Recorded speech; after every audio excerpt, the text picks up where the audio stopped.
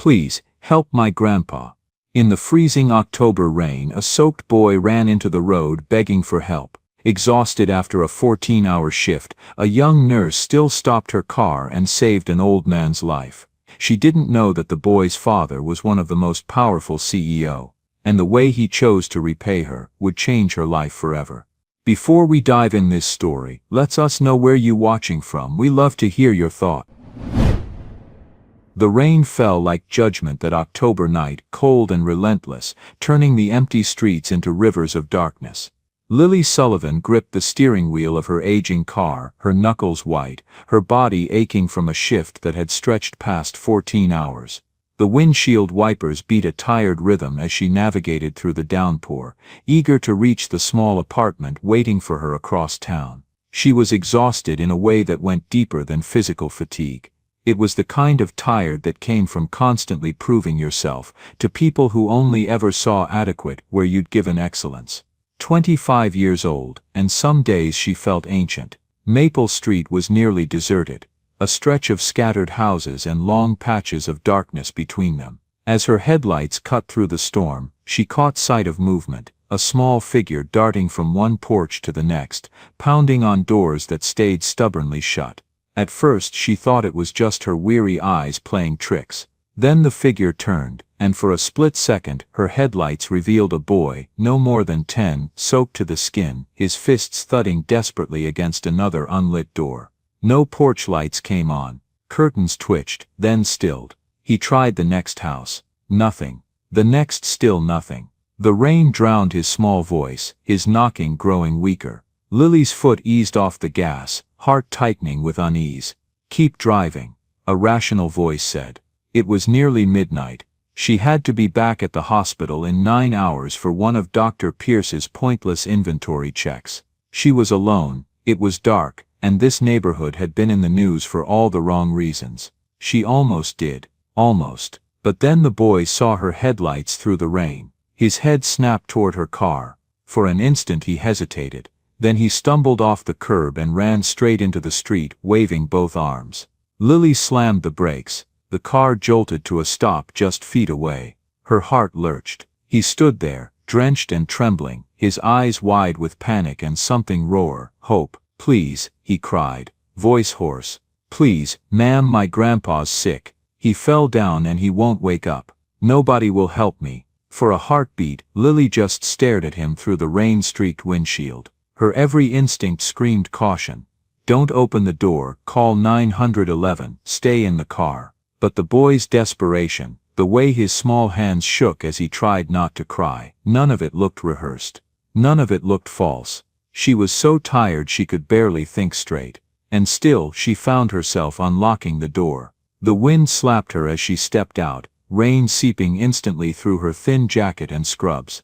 "Where is he?" she called, raising her voice over the storm. The boy pointed with a shaking hand. "Back there in the alley behind the houses. Please, hurry." Lily hesitated only a second longer, her rational mind protesting even as her feet were already moving. "Okay," she said. "Show me." They ran together into the dark alley, her sneakers splashing through rising puddles, rain blurring the world into gray and silver. And then she saw him, an elderly man, crumpled against the brick wall, his clothes soaked, his chest rising shallowly. He was in his 70s, thin and frail, his clothes drenched, his breathing shallow and rapid. His eyes were unfocused, confused, and when he tried to speak, only incoherent sounds emerged. "Grandpa Walter," the boy cried, kneeling beside him. "This lady's going to help." She dropped to her knees beside him, fingers immediately going to his neck to check for a pulse. Weak but steady. His skin was cold, clammy, his breathing shallow. "What happened?" she asked the boy, already pulling out her phone. We went to dinner. Just me and Grandpa. Then we were walking home and he got confused. Said he needed to go somewhere. Before I could stop him, he got on a bus. I followed him but I don't know where we are. Then he just fell down. I tried to wake him up but he won't wake up." The boy's voice cracked. "I tried to get help but nobody would answer." Lily understood why. This neighborhood had been in the news recently, a series of home invasion robberies where criminals posed as people in distress.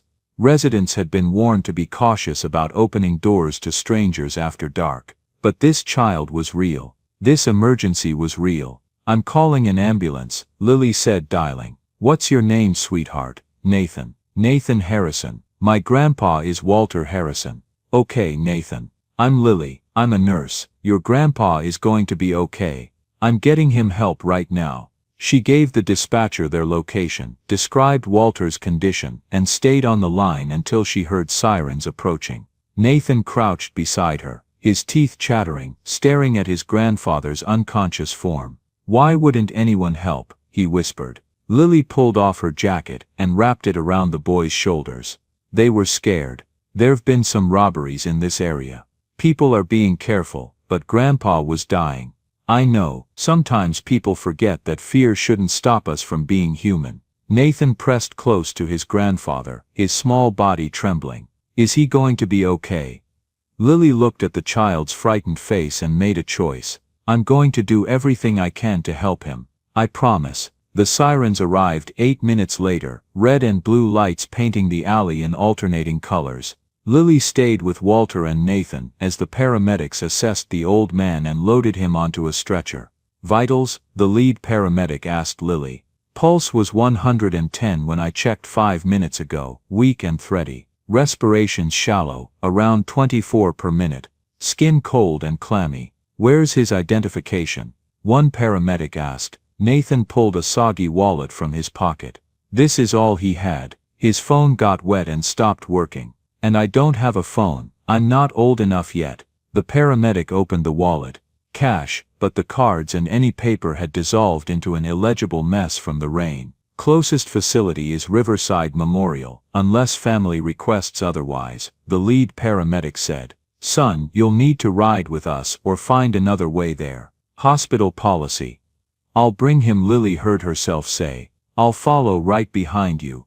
The paramedic nodded gratefully. Meet us at the ER entrance. Nathan looked at Lily with desperate hope. You'll really come, you won't leave. Something in his voice, the fear of abandonment layered beneath the immediate crisis, pierced Lily's exhausted heart. I promise, she said. I'm not leaving you. She guided Nathan to her car, turned the heat on full blast, and followed the ambulance's flashing lights through the rain-slicked streets. The boy sat rigid in the passenger seat, staring straight ahead. Does your dad know where you are? Lily asked gently. No, Dad was at a business dinner. That's why Grandpa took me out. Then Grandpa got confused and now, Nathan's voice broke. What if something really bad happens? Your grandpa's getting help now. That's what matters. We'll find your dad. Do you know where he works? I don't know the name. Nathan looked down at his hands.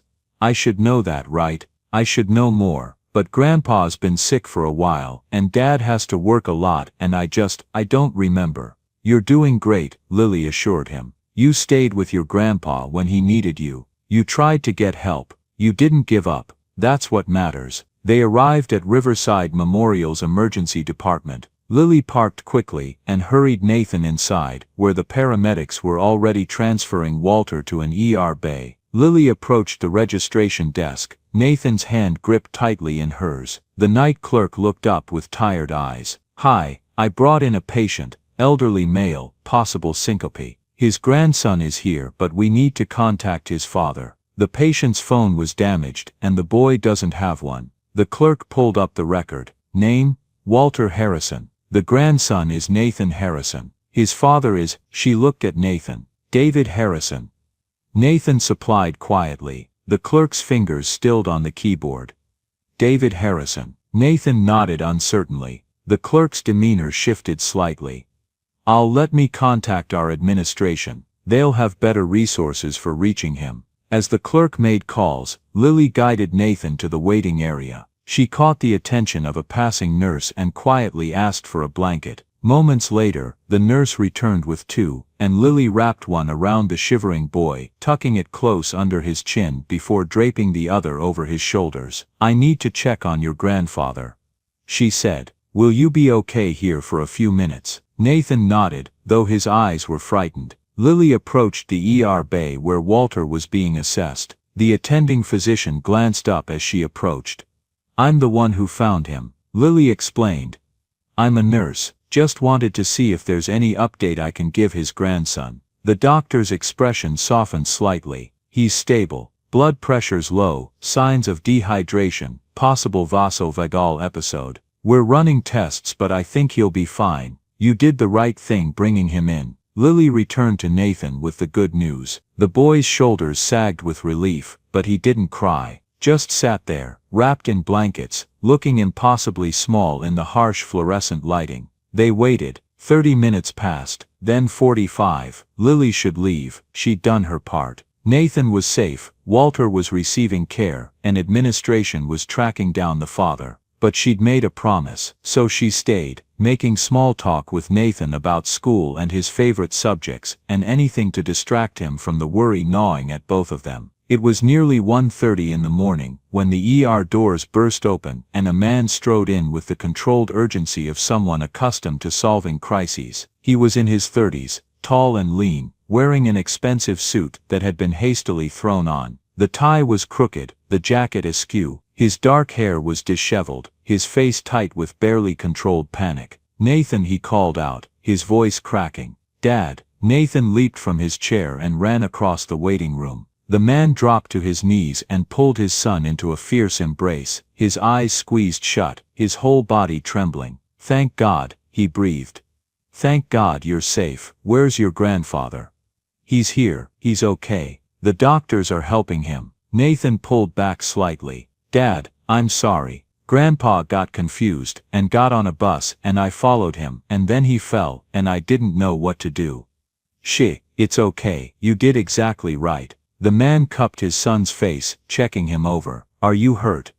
"No, this lady helped us. She called the ambulance and brought me here and stayed with me." The man looked up, his gaze finding Lily. She'd stood when he arrived, but had remained near the chairs, giving them space for their reunion. Their eyes met across the waiting room. His were dark, intelligent, exhausted, and swimming with gratitude. He stood slowly, one hand still on Nathan's shoulder, as if he couldn't bear to break contact. He crossed to Lily with measured steps. "You helped my son, and my father."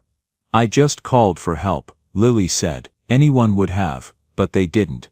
Nathan interrupted. "I knocked on 6 houses, Dad. 6. Nobody would open their doors. She was the only one who stopped." The man's jaw tightened. He extended his hand to Lily.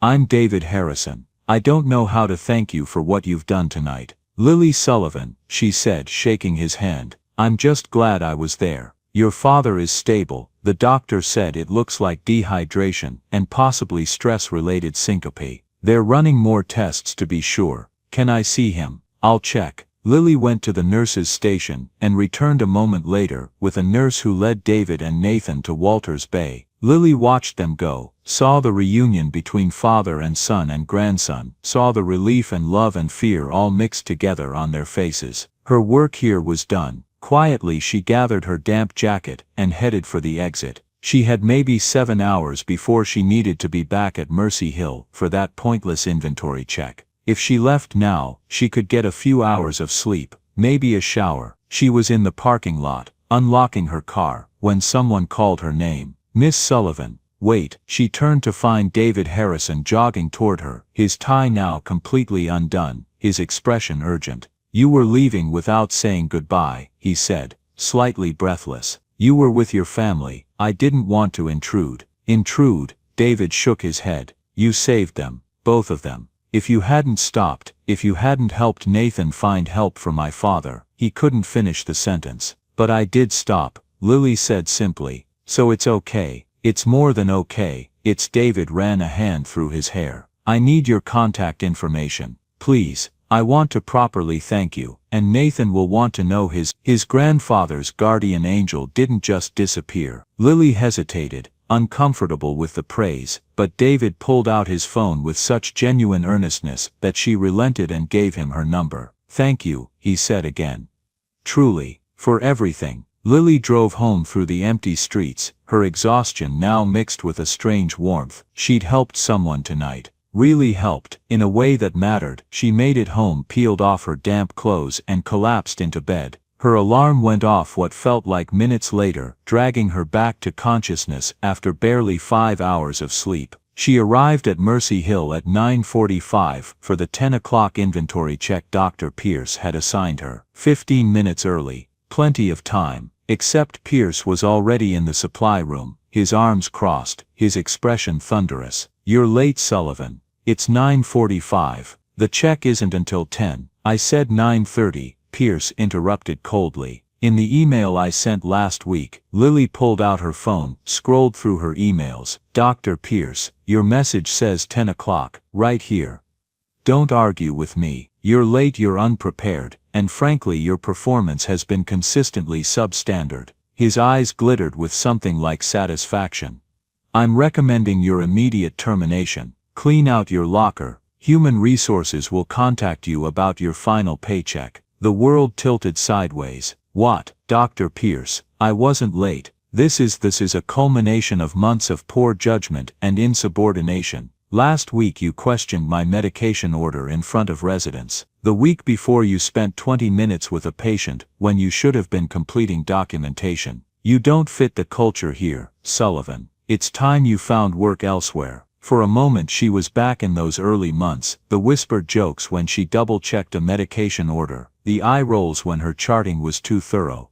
The time Pierce had publicly humiliated her during rounds for questioning a dosage that later proved to be wrong. She'd learned then that at Mercy Hill, being competent wasn't enough if you weren't in the right circle. The memory still burned, a quiet ache behind her ribs. Lily's hands were shaking. She recognized this for what it was, retaliation for every time she'd prioritized patient care over Pierce's ego. For every time she double-checked orders because patient safety mattered more than authority, for being young and female and not willing to be diminished. "I'd like to speak with HR, she managed. "By all means, but the decision is made." Pierce turned and walked away, his footsteps echoing in the hallway. Lily stood frozen in the supply room, her mind unable to process what had just happened. Fired. After 3 years of excellent evaluations from everyone except Pierce. Fired for being 15 minutes late to a meeting whose time he just lied about. She cleaned out her locker in a daze, her hands mechanical as she packed her spare scrubs, her lunch containers, the small succulent plant Rachel had given her. Other nurses passed by, some offering sympathetic glances, others looking away. No one spoke, no one wanted to be associated with someone Pierce had targeted. She walked out into the late morning sunlight, her scrubs still damp, her body shaking with exhaustion and adrenaline. Her car was still in the visitor lot, at least she'd gotten that right. As she drove home through empty streets, she thought about Nathan's terrified face, Walter's confusion, David's gratitude, and Pierce's threats. She'd done the right thing. She knew she had. But in the world of Mercy Hill, doing the right thing often came with consequences, especially if you were young and female and didn't look like the people who made the rules. She reached her apartment, climbed the stairs, and sat on her couch in her scrubs, staring at nothing. The tears came slowly at first, then faster, until she was sobbing into her hands, for the unfairness, for the vulnerability, for the sheer exhaustion of trying so hard and having it mean nothing. Her phone buzzed. Messages from her best friend Rachel, who'd somehow heard about the incident. "Girl, what happened this morning? People are saying you got into it with Pierce. Call me ASAP." She called Rachel. Finally, Rachel answered. "What the hell happened?" Lily explained the whole story, finding Walter and Nathan, the ambulance ride, the hours in the waiting room, David's arrival, getting only 5 hours of sleep, Pierce's ambush this morning. "Wait, David Harrison. As in Harrison Medical Group." Rachel's voice rose an octave.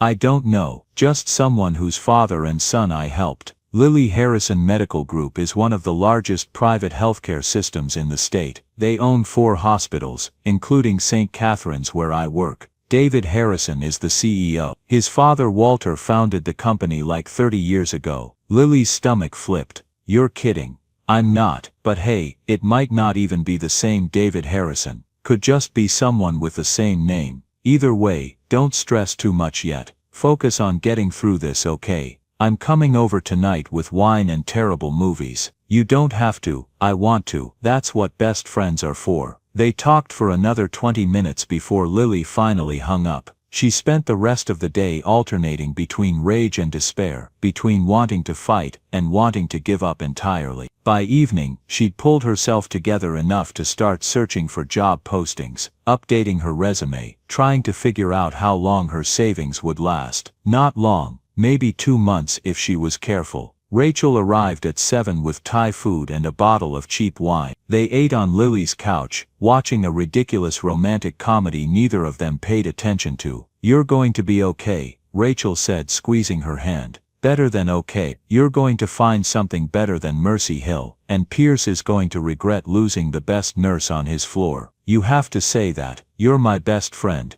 I'm saying it because it's true." Rachel poured them both more wine. "You stopped in the rain last night, Lily. You helped that little boy when everyone else drove past. That's who you are. That matters more than Pierce's petty revenge." After Rachel left, Lily sat alone in the quiet apartment, her phone in her lap. She thought about calling her parents, but they'd only worry. Thought about scrolling job sites again, but her eyes were too tired. 3 days passed in a blur of rejection emails and silence. She was researching temporary agencies when her phone rang. Unknown number. Probably spam, but she answered anyway. "Hello, Miss Sullivan. This is David Harrison. We met last night at Riverside Memorial." Lily sat up straighter. "Mr. Harrison, how is your father?" "He's much better, thank you. They kept him overnight for observation, but the tests came back clear. It was dehydration and stress, just as you thought." David paused. "I'm calling because I was hoping we could meet. I'd like to thank you properly, and Nathan has been asking about you non-stop." "That's very kind, but it's really not necessary. Please, if not for me then for Nathan. He feels like you saved his grandfather's life, which you did. Meeting you would mean a lot to him." Lily thought about refusing. She had job applications to fill out, a future to panic about. But she also thought about Nathan's frightened face in the rain, his desperate relief when someone finally stopped. "Okay," she heard herself say.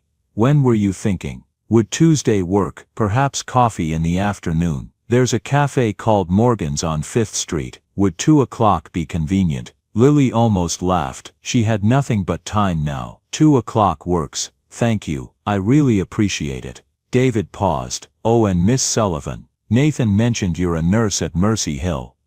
"I was," Lily said quietly. "As of this morning I'm not employed there anymore." There was a pause. "May I ask what happened?" "It's complicated. Wrong place, wrong time. Wrong person to cross." Another pause, longer this time. When David spoke again, his voice had shifted, less warm, more analytical. "I see. Well, we'll talk Tuesday. Thank you again for everything." After they hung up, Lily sat with her phone in her lap, wondering what she'd just agreed to. Meeting with David Harrison seemed innocent enough, but something in his tone at the end had changed, had become almost calculating. She pushed the thought away. Tuesday she'd have coffee, let Nathan see she was real and fine, and then get back to the overwhelming task of rebuilding her life. For now she would let herself rest. The weekend crawled by. Lily spent Saturday sending out applications, Sunday cleaning her apartment to distract herself from anxiety. Rachel came by Sunday evening with pizza and moral support. "I've been thinking," Rachel said, settling on Lily's couch. "This might actually be the best thing that ever happened to you. Getting fired. Getting free of Pierce." Rachel grabbed a slice. "You've been miserable at Mercy Hill for months. You just didn't want to admit it because you thought you should be grateful to have a job." "I should be grateful. Nurses don't exactly grow on trees." "Good nurses don't," Rachel corrected. "But hospitals need good nurses more than good nurses need hospitals. You're going to find something better. I know it." Tuesday arrived gray and cold. Lily woke after another fitful night, her anxiety about unemployment competing with curiosity about why David really wanted to meet. At 1:30 she dressed in her nicest civilian clothes, a simple blouse and slacks, and drove to Morgan's Cafe. She arrived 15 minutes early, a habit from her now defunct nursing schedule, and ordered a coffee she couldn't really afford. David arrived exactly at 2, with Nathan beside him. The boy's face lit up when he saw her. "Miss Sullivan." Nathan rushed over, stopping just short of her table, suddenly shy. "You came." "I promised I would," Lily said with a smile. "How are you feeling?" Better. Not so scared anymore. Nathan slid into the seat across from her while David ordered at the counter. And your grandfather? He's home now. He doesn't really remember what happened, but he's okay. Nathan's expression grew serious. Dad says I shouldn't have followed Grandpa onto that bus. That I should have called him right away. But I was scared Grandpa would get hurt if I wasn't there. You protected your grandfather, Lily said firmly. That took courage. David joined them, setting down his coffee and a hot chocolate for Nathan. He'd traded Saturday's rumpled suit for dark jeans and a sweater, looking more approachable but still carrying an air of authority. Thank you for meeting us, he said, settling into his chair. Nathan hasn't stopped talking about you. She's a hero, Nathan declared. She stopped when nobody else would. Lily felt her face warm. I just did what anyone should do. But they didn't, David said quietly, echoing his son. His gaze on her was steady, thoughtful. Nathan told me he knocked on at least 6 doors before you stopped. Why do you think you stopped when others didn't? Lily considered the question. I don't know. I saw a child who needed help. I'm a nurse, or at least I was. Helping people it's what I do. Was. David's eyebrows rose. You're no longer a nurse. I'm still a nurse. Just currently unemployed. Lily tried to keep her voice light. These things happen. Because you were too exhausted from helping my family to be at your best the next morning. Lily's coffee cup paused halfway to her lips. How did you? I did some research, David said. Called a few people. Mercy Hill Medical Center isn't that large a world. When the name Lily Sullivan came up, several nurses remembered you, said you were excellent, compassionate, detail-oriented. They also said Dr. Harlan Pierce had it out for you and was looking for any excuse to let you go. Mr. Harrison. David, please. David, I appreciate your concern. But my employment situation isn't really. How do you know all this? Lily set down her coffee carefully. Because I own Harrison Medical Group. David said evenly. We operate 4 hospitals and several outpatient facilities. Mercy Hill isn't one of ours. But I know people there. Board members. Administrators. I also know Dr. Pierce's reputation. He's been written up 3 times for misconduct. But the hospital keeps him because he brings in research grants. Lily stared at him, stunned. For a moment, Rachel's half-joking words from Sunday echoed in her head. It might actually be him. She'd laughed it off at the time. The idea that she'd crossed paths with someone that powerful had seemed absurd. But now, sitting across from David, realizing it was true, she felt the world tilt just slightly off its axis. I don't want you to fight my battles, she said at last, her voice low but steady. What I did Friday night, it wasn't heroic. It was just what anyone should have done. David shook his head. Maybe to you. But for my father and my son, it meant everything. He leaned back slightly. That's not actually why I asked you here. I asked you here because I have a proposal, and because my father wants to meet you. Lily blinked at the shift in conversation. Your father wants to meet me. He's been asking about the angel who found Nathan since he woke up Sunday. His dementia makes him forget most things.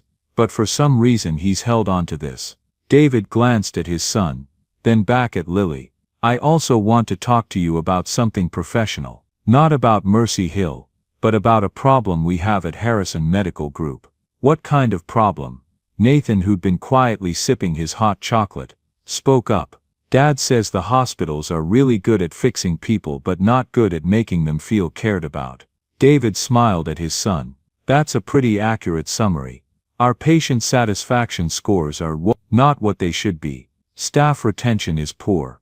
We keep hearing complaints that our hospitals feel cold, impersonal, corporate. He turned his attention back to Lily. I'm a businessman, not a clinician. I inherited this company from my father, who founded it with my mother 30 years ago. They built it on a philosophy of compassionate care, but somewhere along the way we lost that. I'm not sure what this has to do with me, Lily said carefully. Friday night, you stopped in the rain for a child who needed help. You could have driven past, most people did. You could have just called 911 and left. That would have been the responsible thing to do. Instead, you stayed with Nathan for hours, promised him you wouldn't leave, and kept that promise even though you were exhausted and had work the next morning.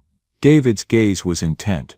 That's the kind of instinct I need in our hospitals. That prioritization of human connection over convenience. You want to hire me? Lily asked, disbelief coloring her voice. Eventually maybe. But first I want you to meet my father and hear what he has to say about what healthcare should be. Then if you're interested, I'd like you to consult with us. Spend some time observing our hospitals, telling us where we're failing, helping us figure out how to train staff to care the way you instinctively do. David named a consulting rate that made Lily's coffee cup rattle as she set it down too hard. That's more than twice what I made as a nurse, she managed. You'd be providing specialized expertise. Culture change in healthcare is incredibly valuable. David pulled out a business card and slid it across the table. Think about it. No pressure. But if you're interested, call me and we'll set up a time for you to meet my father and see one of our facilities. Lily picked up the card, her mind spinning. This had to be some kind of elaborate setup. Or maybe she was still asleep, and this was all a dream. Things like this didn't happen to people like her. Why me? She asked. You could hire consultants with decades of experience. People with credentials and research backgrounds. Because those people have credentials but they've forgotten what it's like to actually care. David's voice was quiet but firm. You haven't forgotten. You're still close enough to remember why you became a nurse in the first place. That's what we need. They talked for another 30 minutes about nothing heavy, just getting to know each other. Nathan chattered about school and his friends, about his grandfather's funny habits, about how his grandmother had died before he could really remember her. David was warm but reserved, clearly more comfortable with business than personal conversation, but he relaxed as they talked, his affection for his son evident in every glance. When they finally stood to leave, Nathan hugged Lily impulsively. Thank you for stopping, he said into her shoulder. Nobody else would. Lily felt tears sting her eyes. You're welcome, sweetheart. David walked her to her car, hands in his pockets, expression thoughtful.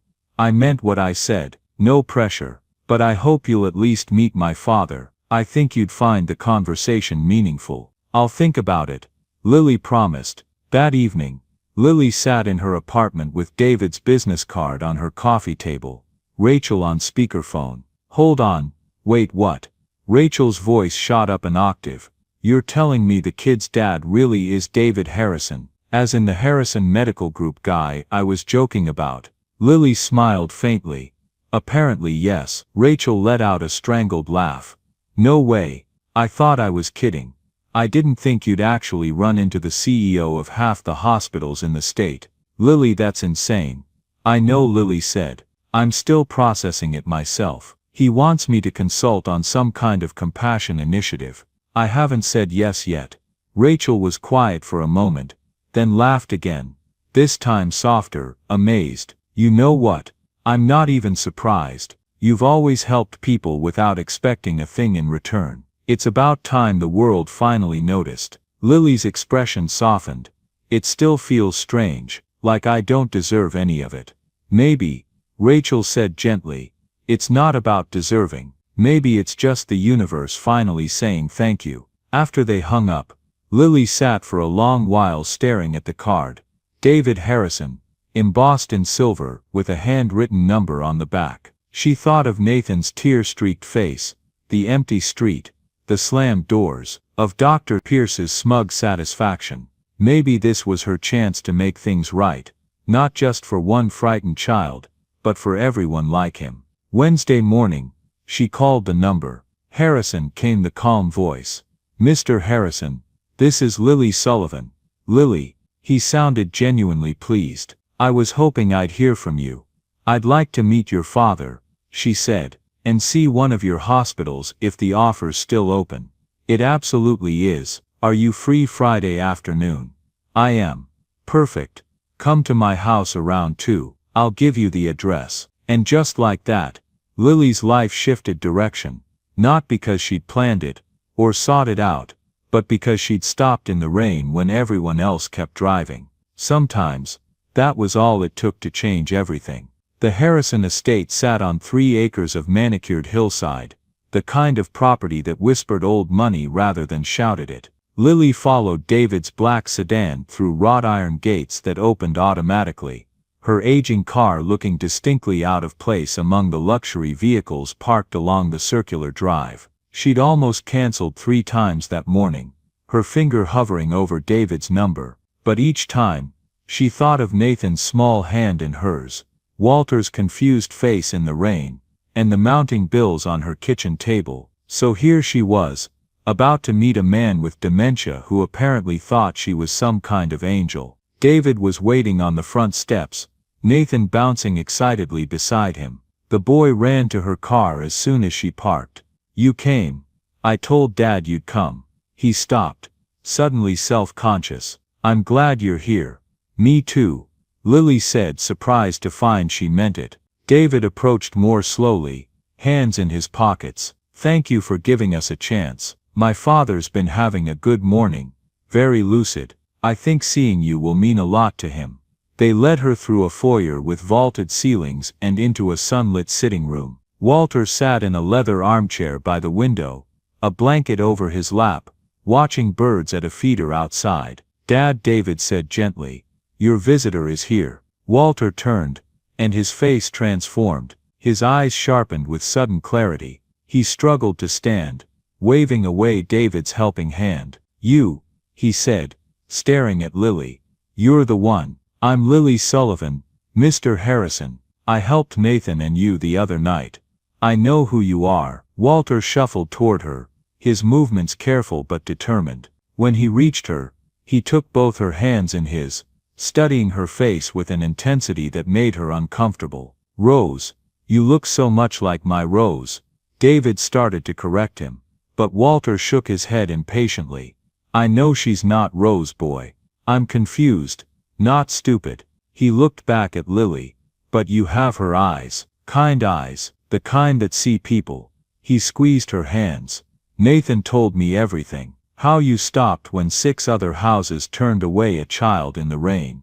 That's exactly what Rose would have done." Over the next hour, Walter talked about Rose, about meeting her when they were both young and broke, about watching her work her way through nursing school while raising David, about the pediatric program she'd built at Mercy Hill from almost nothing. "She used to say something," Walter mused, his eyes distant with memory. "We're all just rain, Walter, falling through each other's lives. We can nourish or we can harm, but we can't stay forever, so we'd better make sure we nourish."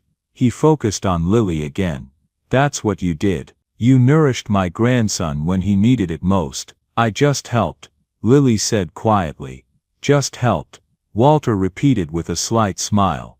"That's what Rose always said too." He paused, his expression growing more serious. "Do you know why healthcare is broken, Lily?"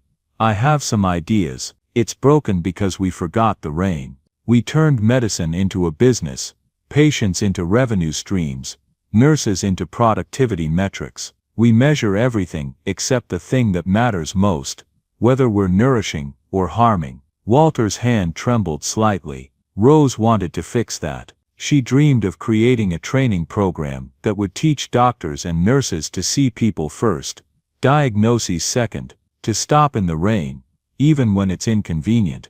His clarity was remarkable for someone with dementia, Lily thought, but she'd learned in nursing school that people with cognitive decline often had windows of lucidity, usually in the mornings, usually when discussing deeply embedded memories. David, who'd been listening quietly, spoke up. "That's what I'd like Lily to help us build, Dad. If she's willing." Walter looked at her with those sharp, clear eyes. "Are you willing?" Lily thought about all the reasons to say no, her lack of credentials, her fear of failure, the impossibility of changing healthcare. But she also thought about the nurses at Mercy Hill who'd looked away when Pierce fired her, about the doors that had stayed closed while Nathan begged for help, about Rose's dream. "I'd like to try," she said, "but I'll need help. I'm not qualified to." "You're qualified because you care," Walter interrupted, "and because you're still close enough to remember why caring matters. That's rarer than you think." He settled back in his chair, suddenly looking exhausted. The clarity was already beginning to fade from his eyes, like watching a light dim. Build something good, Lily. Build something Rose would be proud of. Within minutes, Walter had dozed off, his head tilting to one side. Nathan quietly adjusted the blanket around his grandfather's shoulders, with a tenderness that made Lily's throat tight. He has these moments, David said softly, guiding Lily out of the room. Usually in the mornings. By afternoon, he often doesn't remember where he is or who we are. But when he's lucid, he's still the man who built a healthcare empire on the principle that patients are people first. After Walter dozed off, David walked Lily to his home office. He pulled out a folder thick with documents. This is what we're facing, he said, spreading papers across his desk. Patient satisfaction scores in the 30th percentile across our 4 hospitals. Nurse turnover at 42% annually. Complaints about staff being rushed, dismissive, cold. Lily scanned the data. These numbers are consistent with burnout. When staff are overworked and undervalued, they stop having the emotional energy for compassion. Exactly. David leaned against his desk. I inherited this company from my father. But I don't know how to fix what's broken. I can hire more staff, but that doesn't address the culture. Because culture change requires changing how everyone thinks about what healthcare is, Lily said quietly. David pulled out another document. This is a proposal for a 12-week pilot program. You'd spend 2 weeks observing staff at one of our hospitals, St. Catherine's, since it's closest to here, then develop training modules, then implement and measure results. He named a consulting rate that made Lily's breath catch. That's more than twice what I made as a nurse, she managed. You'd be providing expertise we desperately need. David met her eyes. But I need you to promise me something. What's that? If you fail, if the program doesn't work, you'll tell me honestly. I don't want you staying out of gratitude for helping my family. Lily extended her hand. If I fail, I'll tell you, and if I succeed you'll acknowledge it was my work, not your gratitude. They shook on it. As David walked her to her car, Nathan appeared carrying a worn leather journal. Grandpa wanted you to have this, the boy said. It was Grandma Rose's, from when she was a nurse. Lily took the journal carefully. Are you sure? Grandpa says you have her heart, Nathan said, so you should have her words too. That night, Lily sat with Rose's journal open on her lap. The entries spanned 30 years, mixing technical notes with personal reflections on maintaining compassion in a system designed to crush it. One entry seemed to speak directly to her. Came home exhausted today. Told Walter I couldn't do this anymore. That it hurts too much to care this deeply when you can't always make it better. He asked me what would happen if all the people who care deeply stopped trying. Who would be left?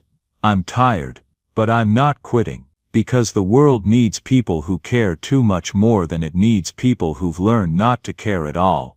Lily closed the journal, tears streaming down her face. She picked up her phone and texted David. When do I start? His response came immediately. Monday. Welcome to the team. She spent the weekend reading through Rose's journal, each entry revealing a woman who'd fought the same battles Lily was fighting. The pressure to prioritize speed over care, the exhaustion of being the only one who seemed to see patients as people, the constant fear of burning out. But Rose had never stopped fighting, and neither would Lily. St. Catherine's Hospital rose 7 stories above a busy intersection. Lily arrived at 6:30 Monday morning, nearly 2 hours early, unable to sleep through her anxiety. David met her in the lobby with coffee. Couldn't sleep either. He asked, "Is it that obvious? You're early and you've checked your watch 3 times. David's smile was kind. It's okay to be nervous. You're trying to change how people think. That's harder than any surgery. They rode to the 4th floor. David knocked on a door labeled Dr. Patricia Morrison, Chief of Nursing. The woman who answered was in her 50s, with steel gray hair and the kind of competent no-nonsense air Lily recognized from her best supervisors. Dr. Morrison, this is Lily Sullivan. David said. Lily, Patricia is your main contact. If you need anything, she's your advocate. Patricia extended her hand. David's told me about you. Her expression was carefully neutral. I'll be honest, I was skeptical. We've had consultants before. They observe for a week, write a report nobody reads, and charge us a fortune. I'm not a consultant, Lily said. I'm a nurse, or I was, until recently. David mentioned, fired by Harlan Pierce at Mercy Hill. Patricia's eyes sharpened. Except when I called colleagues there. They said you were fired for being too thorough, too patient-focused, too willing to question orders. Lily felt her face heat. I'm not judging. I'm contextualizing. Patricia gestured for them to sit. My nurses are drowning. We're understaffed, overworked, pressured to move patients through quickly because beds equal revenue. When someone complains nurses are cold, I want to scream, they're cold, because they're exhausted. So the problem isn't the nurses, Lily said. The problem is the system. But changing the system requires changing how administrators think. Patricia leaned forward. Can you do that? Lily thought about Rose's journal, about Walter asking if she was willing. I can try, but I'll need your help. I'm not fighting you. I'm testing you. Patricia's expression softened. Too many consultants act like they have all the answers, like nurses are the problem instead of victims. If you'd promised easy fixes, I'd know you were full of it. David smiled. I think you two are going to work well together. He left Lily in Patricia's hands. The nursing director took her on a tour that was part orientation, part brutal honesty. Here's MedSurg, Patricia said. Each nurse has 7 to 8 patients. Corporate wants 9. They say studies show nurses can handle 9 safely. Those studies are commissioned by hospital corporations to justify understaffing. She pointed to a harried-looking nurse at a computer. That's Jennifer. Excellent nurse.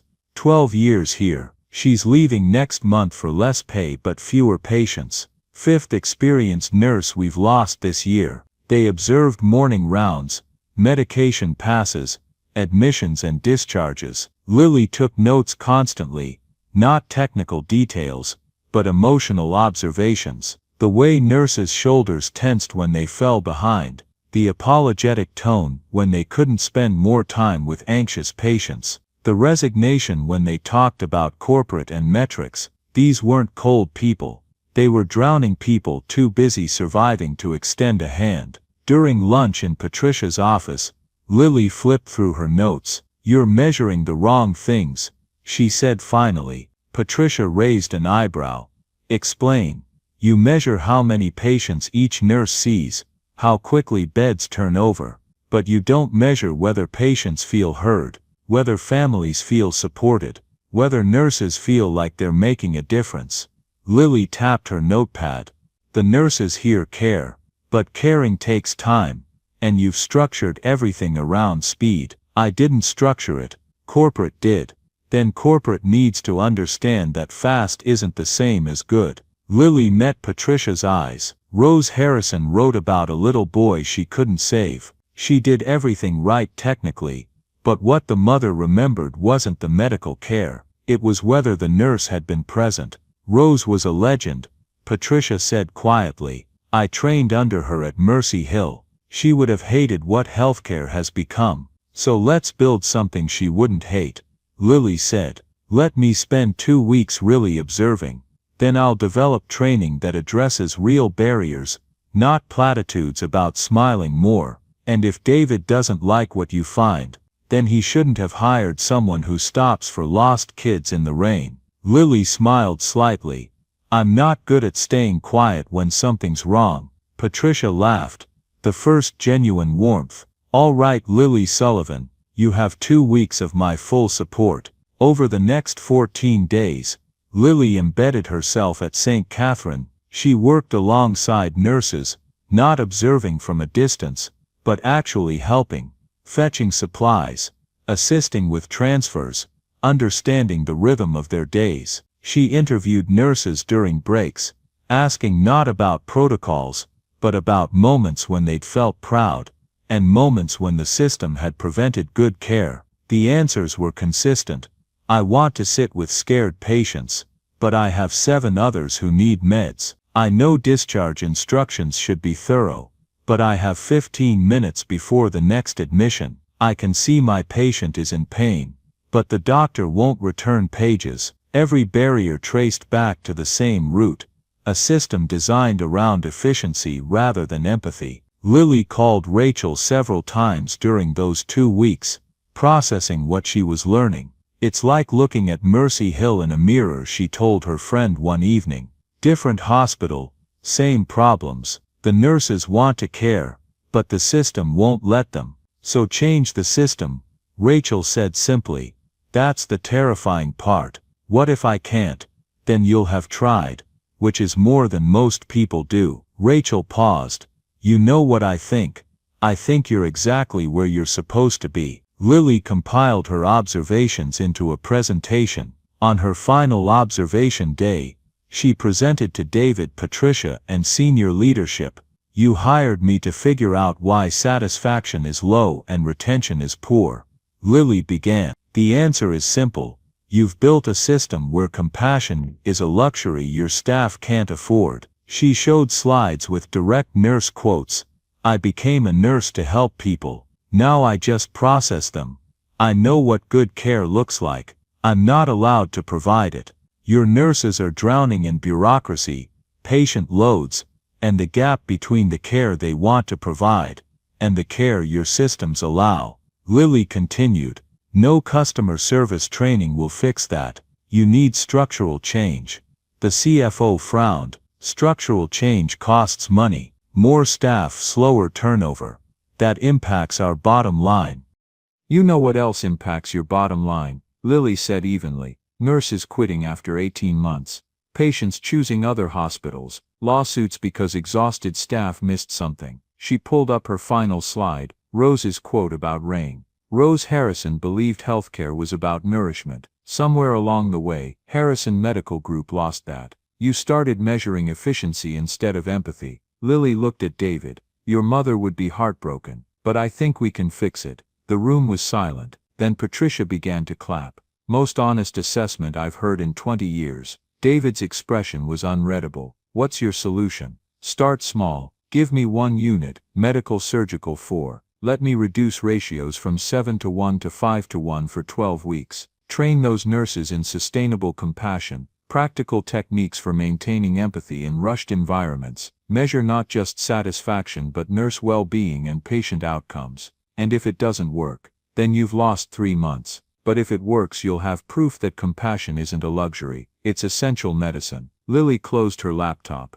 Rose died wanting to change healthcare. Let me try to finish what she started. David looked at Patricia. What do you think? I think if we don't try something different, I'm going to lose every good nurse I have. Patricia turned to Lily. But corporate will fight this. They'll say it's not scalable, not financially viable. Then we'll create the evidence. Lily said. David stood. Do it. 12 weeks. Full support. Make this work, Lily. For my mother, for these nurses, for every patient who deserves to be seen. As executives filed out, Patricia lingered. You just made enemies, she said quietly. I'm used to it, Lily replied, thinking of Pierce. Good, because changing healthcare means challenging people who've built careers on the current system. Patricia extended her hand. Welcome to the fight. That night, Lily called Rachel and told her everything. Let me get this straight, Rachel said. You went from unemployed to leading hospital reform in 2 weeks, apparently, and you're still shocked that good things can happen to good people. Lily smiled despite herself.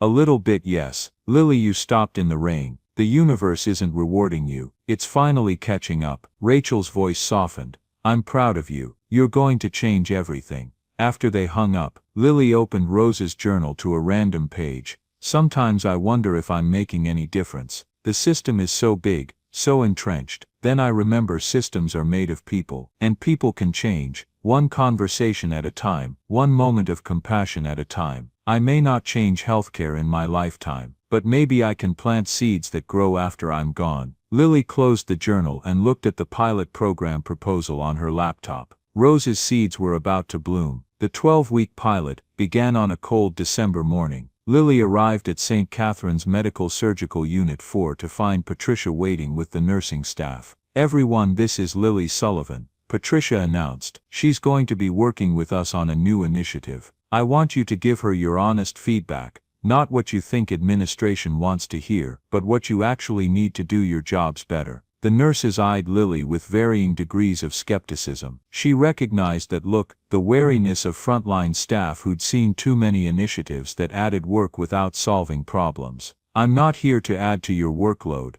Lily said. "I'm here because I was a nurse at Mercy Hill until recently, and I know what it's like to be drowning in a system that doesn't support good care. I want to help change that." A nurse near the back, her badge said Jennifer, raised her hand. "With all due respect, consultants always say that. Then they implement some new documentation system, and wonder why we're even more burned out." "Fair point," Lily said. "So here's what I'm not going to do. I'm not going to add documentation. I'm not going to implement new technology you have to learn. I'm not going to give you a script for better customer service." She paused. "What I am going to do is fight for you to have what you need to actually care for patients. Starting with reducing your patient load." Murmurs rippled through the group. "We've hired 4 additional nurses for this unit," Patricia said. "Starting today your maximum patient load is 5, not 7, not 8, not 9, 5. The room went silent. "For real?" Jennifer asked. "For 12 weeks, Lily said. "This is a pilot program. If it works, if we can show that lower patient loads improve outcomes without breaking the budget, we'll fight to make it permanent and expand it."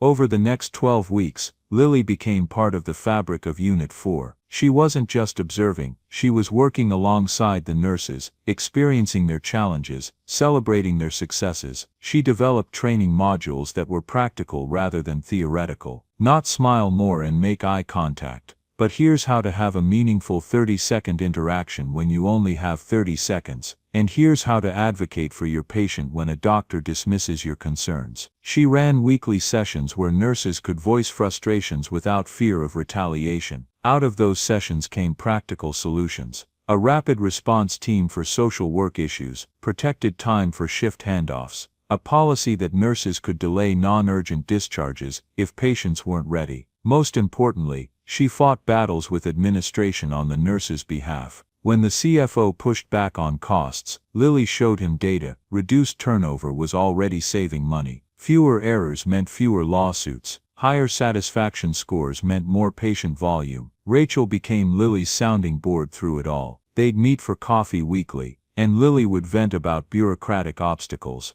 "The finance guy told me today that compassion isn't quantifiable," Lily said one evening, frustrated. "What did you say?" Rachel asked. "I told him patient lawsuits are very quantifiable, and they're expensive." Lily sighed. "Am I being naive, Rach, thinking we can actually change this?" "You're being brave," Rachel said firmly. "Naive would be thinking it would be easy. You knew it would be hard, and you're doing it anyway. That's courage." By week 8, the data was becoming undeniable. Patient satisfaction scores on Unit 4 had jumped 18%. Nurse sick days had dropped by 30%. The unit was ahead on all quality metrics. But more than numbers, the culture had shifted. Nurses smiled more. They spent extra minutes with anxious patients without guilt. They advocated more assertively, because they knew leadership would back them up. In week 10, Lily organized a session where patients could give direct feedback. One elderly woman stood up, her voice shaking.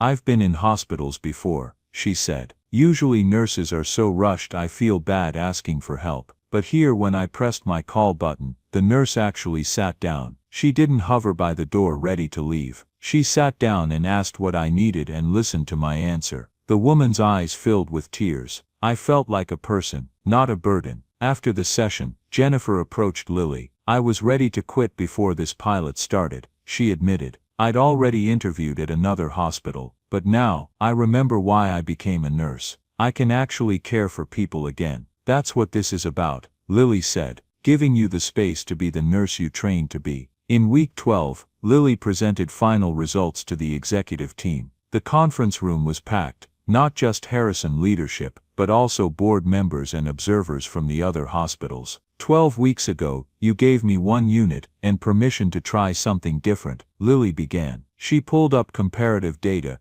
Unit 4 versus the other medical surgical units. Patient satisfaction 18% higher. Nurse retention, 3 nurses who'd planned to leave had stayed. Quality metrics ahead on all measures. Cost analysis, reduced turnover had already offset the cost of additional staff. But here's what the numbers don't show, Lily said, switching to a video. She'd recorded interviews with nurses and patients, their voices telling the story better than any data could. A nurse: I can finally provide the care I know patients deserve. A patient: for the first time in a hospital, I felt seen as a person. A family member: the nurse sat with my mother when she was scared. That meant everything. When the video ended, the room was silent. Then David spoke. I want to expand this, all 4 hospitals, every unit. The CFO objected. That's significant investment with no guarantee. We have a guarantee, David interrupted, pointing at the screen. These results, these testimonials, this proof that my mother was right, that compassion isn't a luxury, it's essential medicine. He looked at Lily. If you're willing to take this on. Lily glanced at Patricia, who nodded encouragingly. She thought about Rose's journal, about Walter asking if she was willing, about the nurses on Unit 4 who could finally breathe.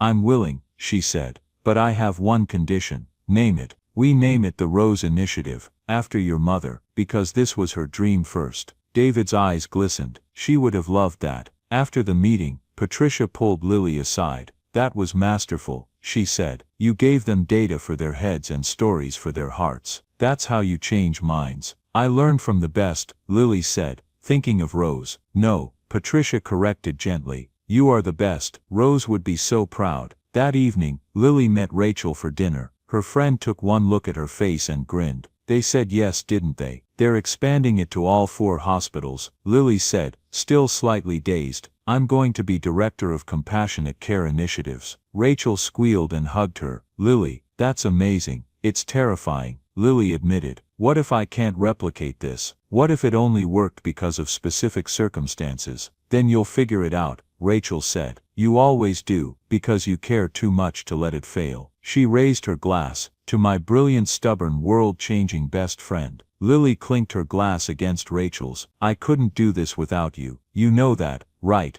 I know, Rachel said warmly. That's what best friends are for. Someone has to keep you grounded when you're busy revolutionizing healthcare. Between late February and early April, Lily worked with David and Patricia to finalize the expansion plan. The Rose Initiative would officially launch in mid-April, giving them time to hire additional staff, secure budgets, and prepare training materials. During one planning meeting in March, David made an unexpected announcement. I have news, he told Lily. Harrison Medical Group has completed acquisition of Mercy Hill Medical Center. Lily's coffee cup froze halfway to her lips. What? We finalized the purchase last week. The board wanted to keep it quiet until the deal closed. David's expression was carefully neutral. We've been in negotiations since last summer, long before I met you. Mercy Hill's been struggling financially, and their board was looking for a buyer. And Dr. Pierce, Lily asked, her voice tight, will be offered the opportunity to resign or face a formal review of his employment history. David met her eyes. I want to be clear,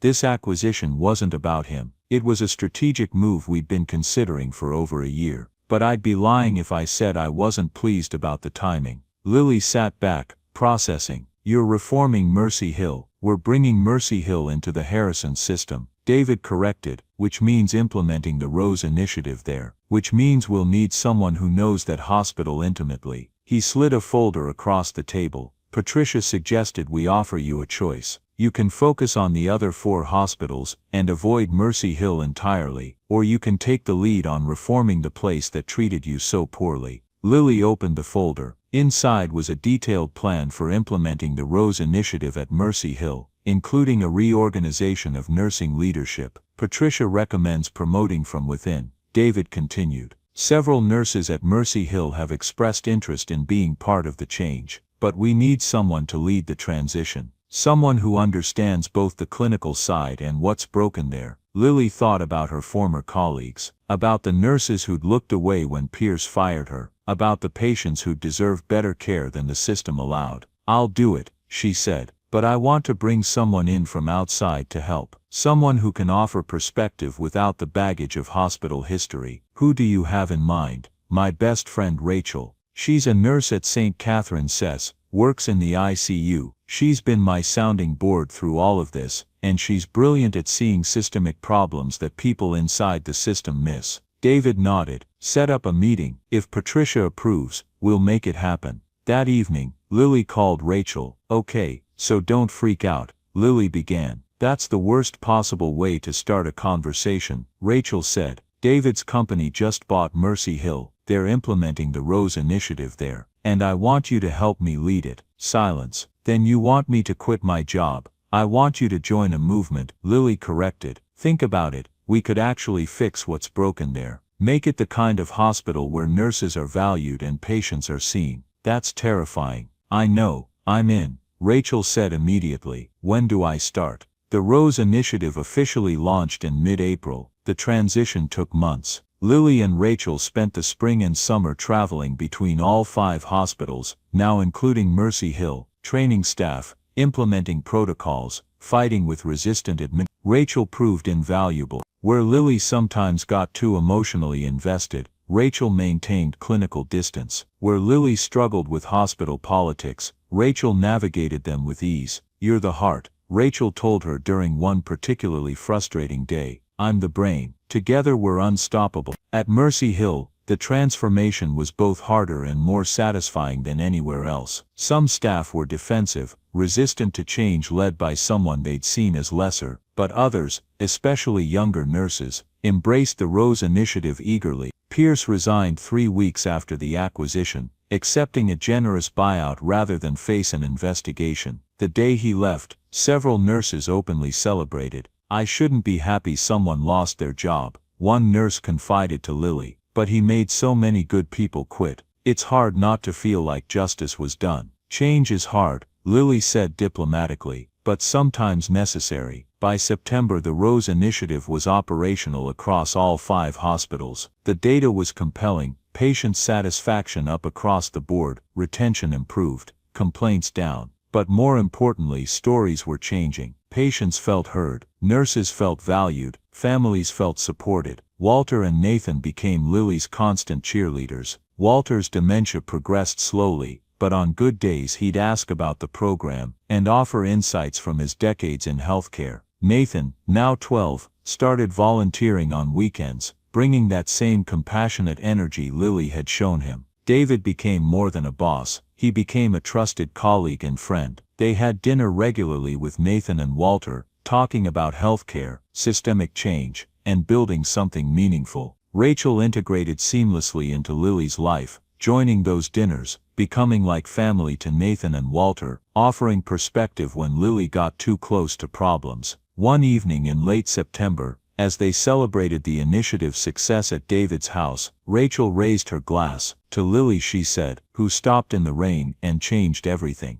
To Rose Lily corrected, who dreamed this first. To both, David said quietly, and to everyone willing to fight for what healthcare should be. Nathan grinned, and to Grandpa, who's probably the reason Dad is so stubborn about making things better. They all laughed, even Walter, who seemed to understand the warmth if not the words. That's when Lily started noticing the symptoms she'd been ignoring for months. The cough started small, just a tickle in her throat that wouldn't quite go away. Lily chalked it up to talking too much during training sessions, to the stress of travel, to the dry air in hospital conference rooms. She ignored it. The fatigue came next. She'd always been tired, nursing was exhausting work, and adding the consulting had stretched her thin. But this was different. This was the kind of tired that sleep didn't touch, that made climbing a single flight of stairs feel like a marathon. She ignored that too. The weight loss was harder to dismiss. 10 pounds in 6 weeks, despite eating normally. Her clothes hung loose. Colleagues started asking if she was okay. Just busy, she'd say with a smile. The program is really taking off. It was Rachel who finally cornered her in late October, almost exactly a year after that rainy night with Walter and Nathan.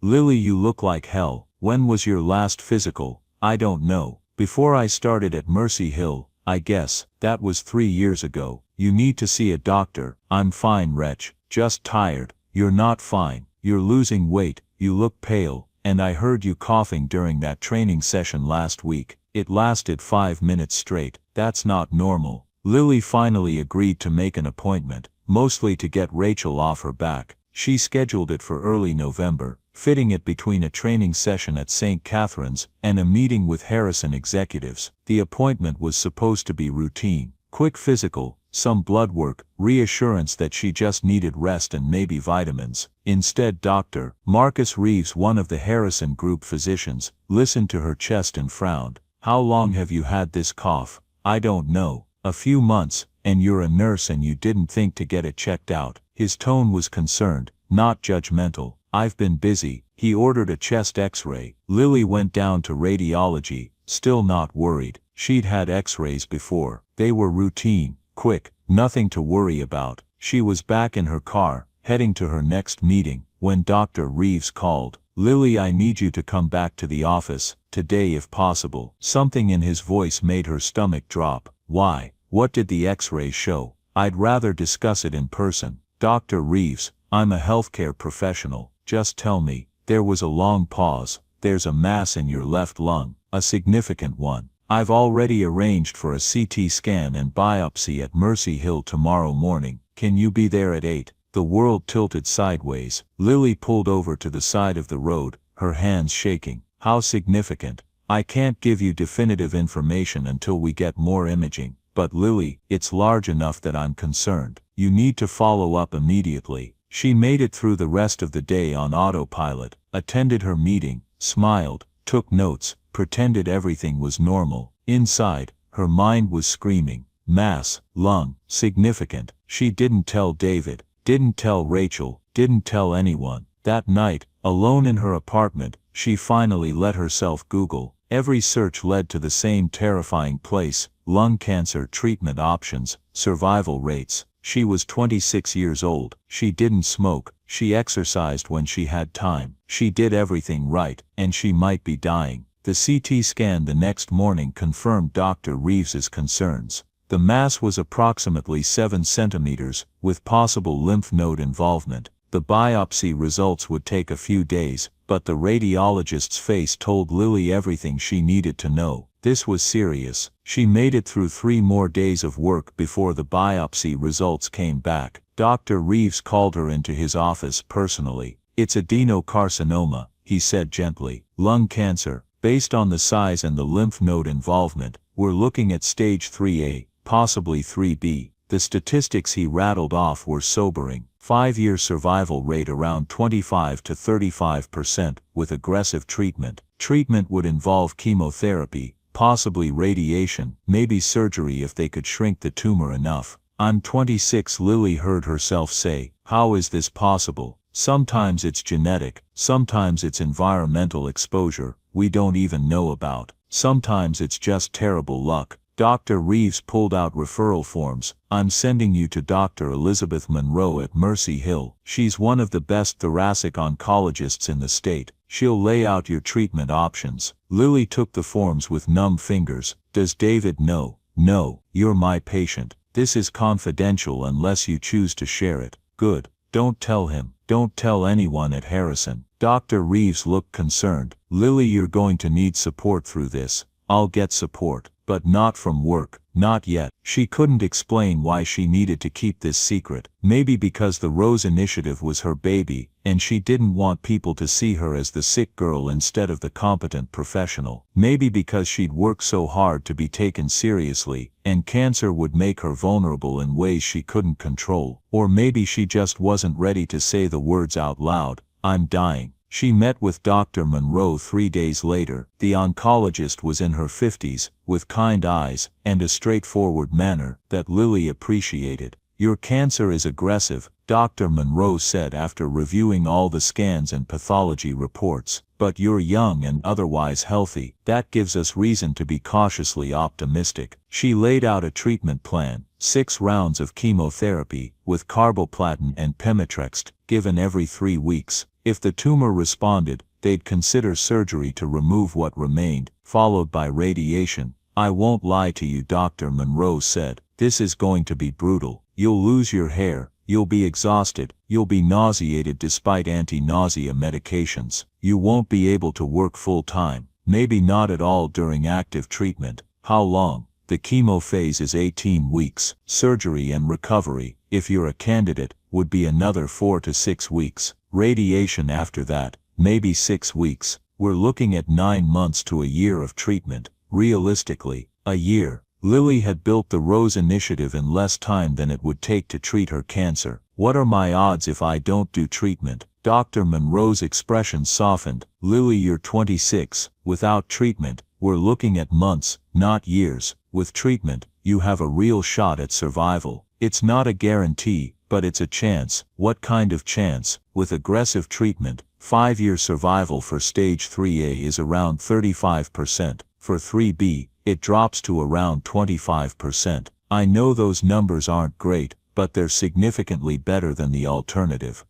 Lily sat with those statistics. 70% chance the treatment wouldn't work. 70% chance she'd spend a year being poisoned for nothing. Or 30% chance she'd survive. 30% chance she'd see 30. 30% chance to finish the work she'd started. When would I start? As soon as possible. I'd like to place your port next week and begin chemo the following Monday. Lily nodded, feeling like she was agreeing to her own execution. Okay, you'll need to tell your employer, Dr. Monroe said. You won't be able to maintain your current work schedule during treatment. I know, I need a few days to figure out how to tell them. Those few days turned into a week. Lily continued working, continued training staff, continued pretending everything was normal. She was good at pretending. She'd been doing it her whole life. But her body was betraying her. The cough worsened. The fatigue deepened. She started having night sweats that left her sheets soaked. She lost 5 more pounds. Rachel noticed first. Lily, seriously, what's going on? You look like you're dying. The word hung in the air between them. I have lung cancer, Lily heard herself say. Stage 3, I start chemo next week. Rachel's face crumpled. Oh my God, Lily, why didn't you tell me? Because if I didn't say it out loud, it wasn't real yet. They held each other while Rachel cried. Lily didn't cry. She'd cried all her tears alone over the past 2 weeks. Now she just felt numb. You have to tell David, Rachel said. And Harrison, you can't go through this alone while trying to keep up the Rose Initiative.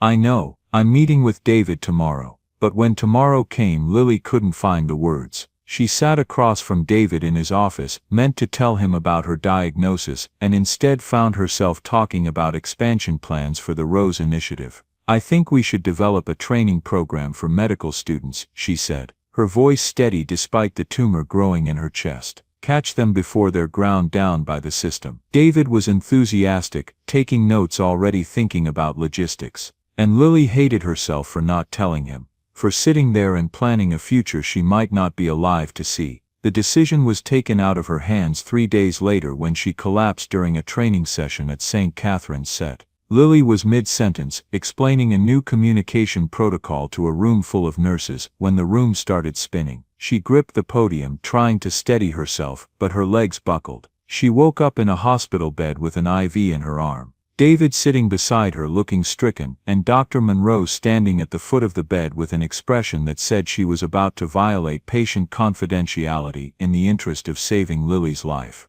Rachel stood near the window, her arms crossed, her face a mixture of relief and fury. She has stage 3 lung cancer, Dr. Monroe said to David. She was scheduled to start chemotherapy on Monday, but she didn't tell her employer. David's face went through a series of expressions: shock, hurt, anger, and finally settling on determined concern. Everyone out, he said quietly. I need to speak with Miss Sullivan alone. Dr. Monroe and the nurse left. Rachel hesitated. I'm staying, Rachel said firmly. She needs someone on her side. I'm not the enemy here, David said. Then act like her friend instead of her boss. David looked at Rachel, then at Lily, then sat back down. You're right, stay. He turned to Lily, his voice softer. When were you going to tell me? I was trying to find the right time. The right time, David's voice rose slightly. You have cancer, you're about to start chemotherapy, and you were just going to what? Keep showing up to training sessions until you physically couldn't anymore. I didn't want the Rose Initiative to suffer because I'm sick.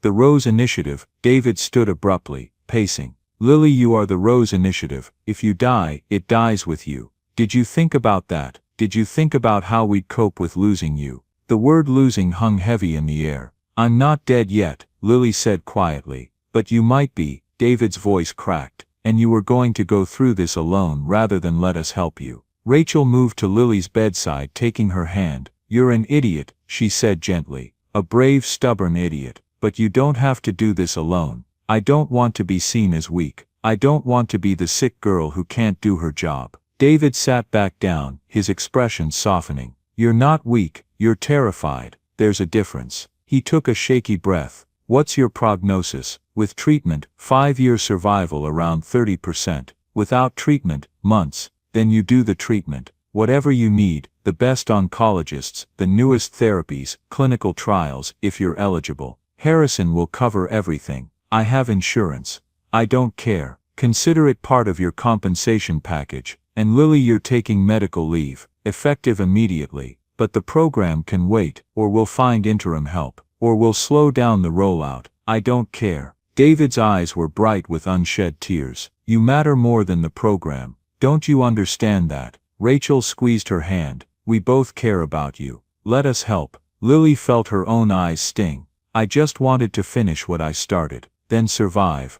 David said fiercely. Survive so you can finish it yourself, and let us help you survive. Rachel added. That's what family does. Over the next 24 hours, David and Rachel took control in a way that was both frustrating and comforting. David called Patricia, explaining the situation. He had his assistant clear Lily's schedule for the next 6 months. He arranged for a leave of absence with full pay and benefits. Rachel moved into Lily's apartment, refusing to take no for an answer. You're not going through this alone, she said simply. David also told his father. Walter came to visit Lily in the hospital, his mind mercifully clear that day. He sat beside her bed and took her hand. My Rose had cancer too, he said gently. Ovarian cancer. She fought for 3 years before it took her. I'm sorry, Lily whispered. Don't be sorry, be angry, be determined, be anything but resigned. Walter's eyes were fierce. Rose used to say that cancer was just another bully, and she didn't let bullies win. She fought with everything she had. And when the fight was over, she died knowing she'd lived fully every single day. I'm scared, Lily admitted.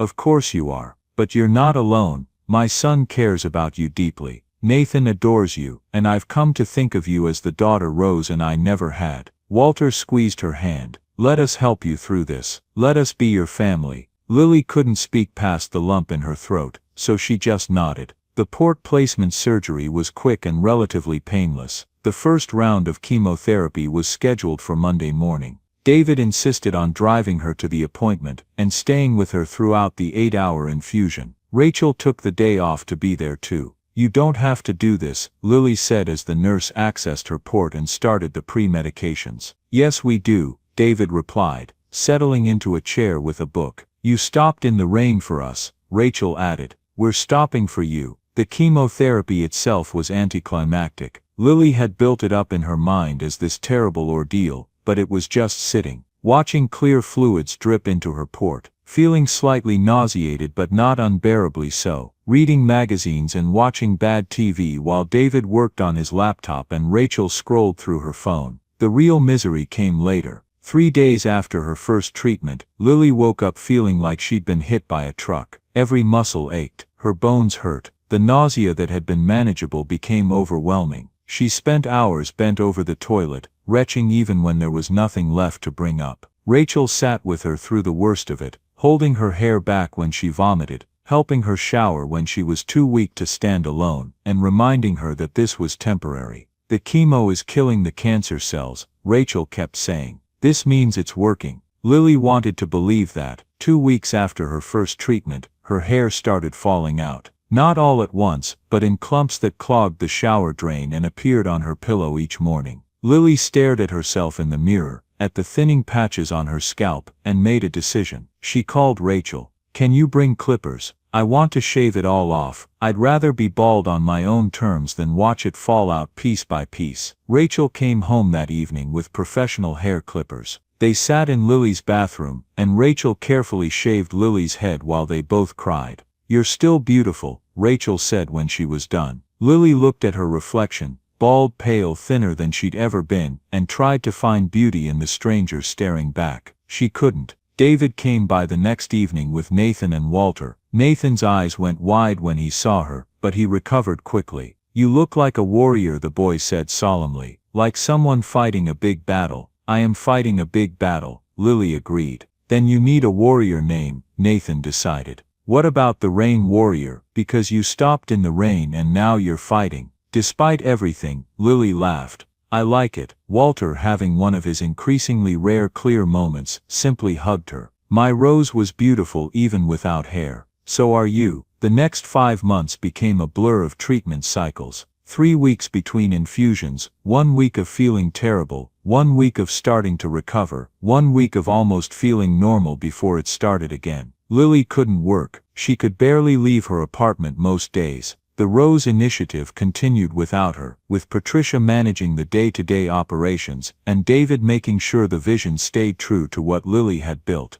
But Lily felt like a ghost, watching her own life happen without her. The scans after her 3rd round of chemo showed the tumor shrinking. Not dramatically, but measurably. The cancer was responding to treatment. "This is good news," Dr. Monroe said. "It means we're on the right track." Lily tried to feel hopeful, but hope was exhausting when you were this tired. After her 5th round of chemo, Nathan came to visit with a project. He'd organized a fundraiser at his school for cancer research, raising over $3,000 in Lily's name. "I wanted to help fight back," Nathan explained, showing her the poster his classmates had made. "Rain Warrior Strong" written in colorful letters, surrounded by drawings of umbrellas and rainbows. Lily cried, which she'd been doing a lot lately. The steroids they gave her with chemo made her emotional, or maybe she was just finally letting herself feel everything she'd been holding back. "Thank you," she managed. "This is the most beautiful thing anyone's ever done for me." David visited almost every day, bringing food she couldn't eat, movies she was too tired to watch, and his presence, which somehow helped more than anything else. Rachel was there every night, sleeping on Lily's couch, making sure she took her medications, forcing her to eat even when everything tasted like metal. One evening in late March, after her 6th and final round of chemotherapy, David and Rachel sat with her on the couch. "I've been thinking," David said,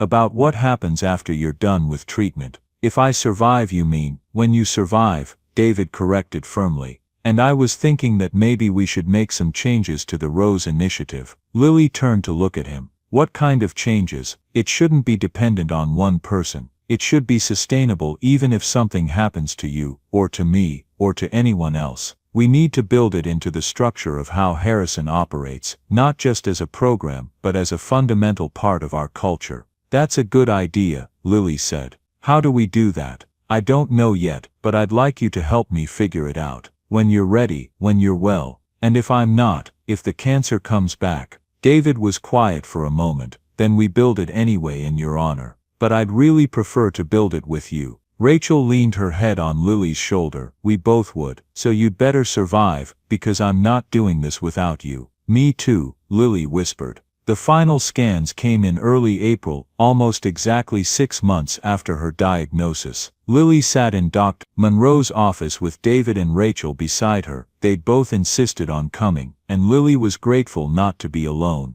Dr. Monroe pulled up the images on her computer. "The tumor has shrunk by approximately 60%. The lymph nodes show no evidence of active disease." "Lily, this is an excellent response to chemotherapy." "What does that mean?" Lily asked. "It means you're a candidate for surgery. We can remove what's left of the tumor, and hopefully get you to a state of no evidence of disease." Dr. Monroe smiled. "It's not a cure. We'll need to monitor you closely for years to watch for recurrence. But it's the best possible outcome we could have hoped for at this stage." Lily felt something unfamiliar bloom in her chest. "Hope? When would surgery be?" "I'd like to give you 4 weeks to recover from chemo first. Build your strength back up. Then we'll schedule the lobectomy, removal of the affected lobe of your lung. You'll be in the hospital about a week, then several weeks of recovery at home before we start radiation." David squeezed Lily's hand. "We can do this." Rachel squeezed her other hand. "We're with you every step." "We," Lily repeated. She liked the sound of that. The surgery was scheduled for early May. Lily spent the intervening weeks trying to regain strength, eating protein even when she didn't want to, walking a little further each day, preparing herself mentally for the next battle. Rachel threw her a pre-surgery party that was really just the two of them eating ice cream and watching terrible reality TV. "You're going to survive this," Rachel said fiercely, "and then you're going to go back to changing the world." "I don't know if I can go back to how things were before," Lily admitted.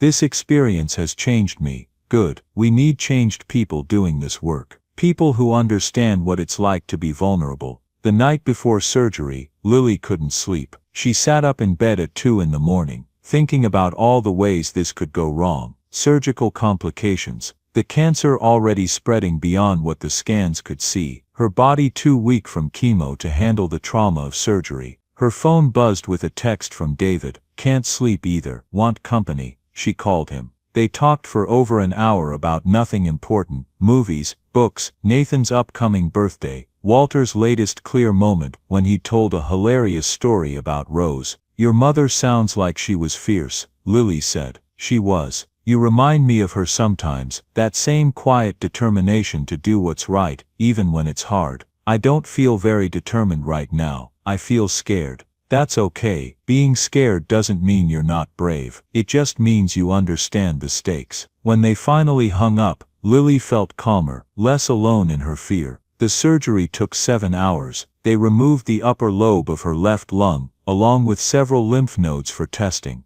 Lily woke in recovery with a chest tube, an oxygen mask, and pain that made her previous suffering seem trivial by comparison. But she was alive. David and Rachel were both there when she opened her eyes, looking exhausted and relieved. "Hey Rain Warrior," David said softly. "You made it." "Hurts," she managed through the oxygen mask.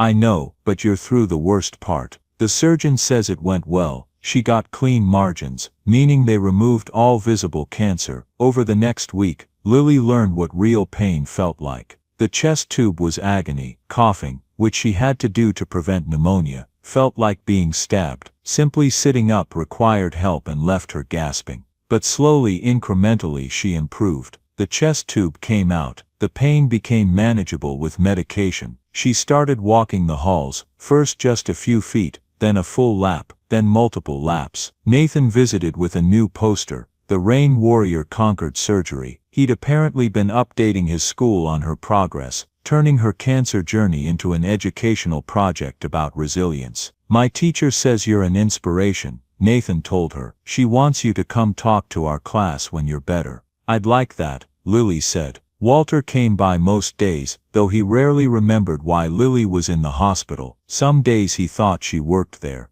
Other days he thought she was Rose. Lily didn't correct him. If thinking she was Rose brought him comfort, she was happy to be Rose for a while. The pathology results came back. All lymph nodes were clear. No cancer found beyond what they'd removed. Dr. Monroe used the phrase, "no evidence of disease," which wasn't the same as cured, but was the closest thing to good news Lily had heard in months. "We'll still do radiation as a precaution," Dr. Monroe explained. 6 weeks, 5 days a week. It'll be rough, but nothing compared to what you've already been through. Lily was discharged after 8 days. David insisted she stay at his house during recovery rather than going back to her apartment. "You can't manage stairs yet, and you need help," he said. "We have a guest room on the main floor, and frankly Nathan will riot if you don't stay. He's already set up the guest room." Rachel had already moved back to her own place, but she visited every day, bringing food and laughter and normalcy. Living at the Harrison house during her recovery was surreal.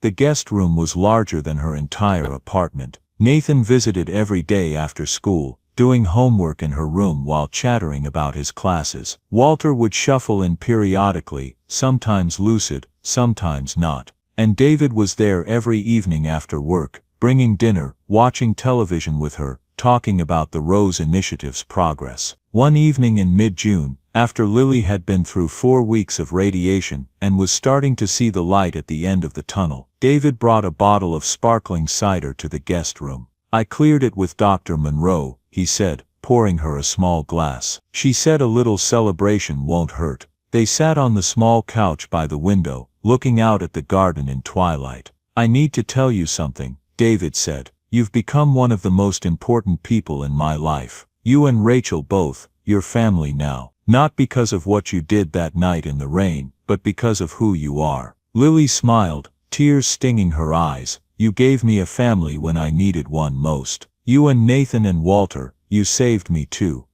David raised his glass, to survival, and to family we choose. Lily clinked her glass against his, to that. The radiation ended in late June. Lily drove herself to the final appointment, a small victory in her journey back to independence. When she returned to the Harrison house, Nathan and Walter were waiting with a banner, "Rain Warrior Wins." "We made it ourselves," Nathan said proudly. Walter, having a rare moment of clarity, smiled at her. "Rose would be so proud of you, dear." "Thank you," Lily whispered, not bothering to correct him. That evening, Rachel came for dinner. They all sat together in the garden, David, Nathan, Walter, Rachel and Lily, celebrating not just the end of treatment, but survival itself. "What happens now?" Nathan asked. "Now we wait," Lily said. "I'll have scans every 3 months, and if I'm still clear in a year, we'll start to relax a little." "And the Rose Initiative?" David asked. "I'd like to come back," Lily said.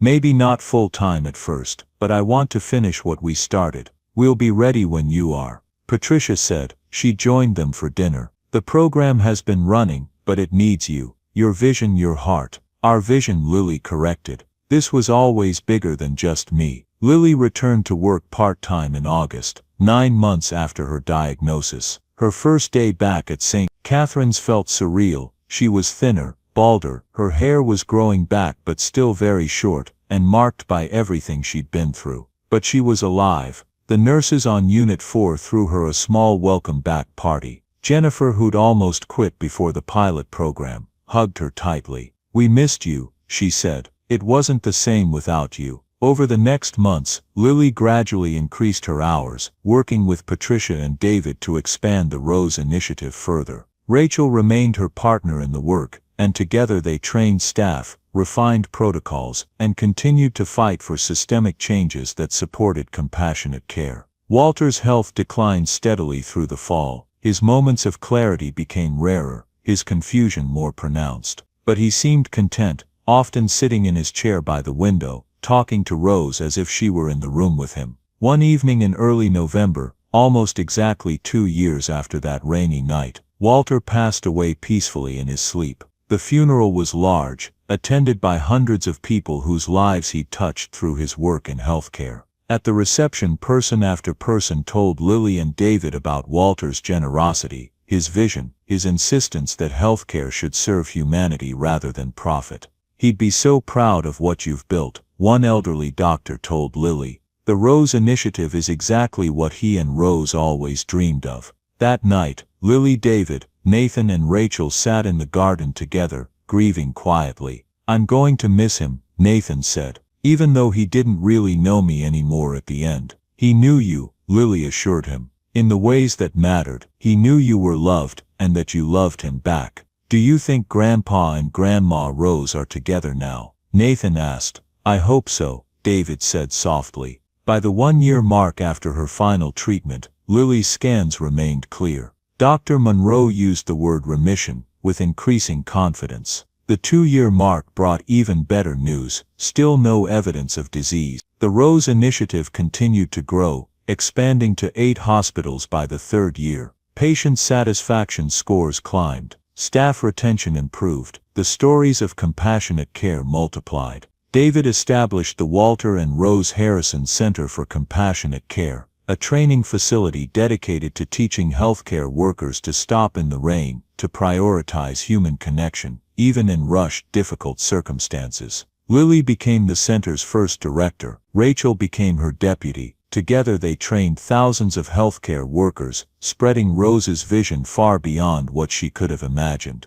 On the 5th anniversary of that rainy night, 5 years cancer-free, Lily stood at the podium in Mercy Hills Auditorium, looking out at over 500 people who'd gathered to celebrate the Rose Initiative. "Many years ago," Lily began, "I stopped my car in the rain because a frightened child needed help. That decision changed my life in ways I never could have imagined." She talked about finding Walter and Nathan, about building the Rose Initiative, about learning through her own illness what it meant to need compassionate care. The Rose Initiative has now touched over 50 hospitals across 12 states, Lily continued.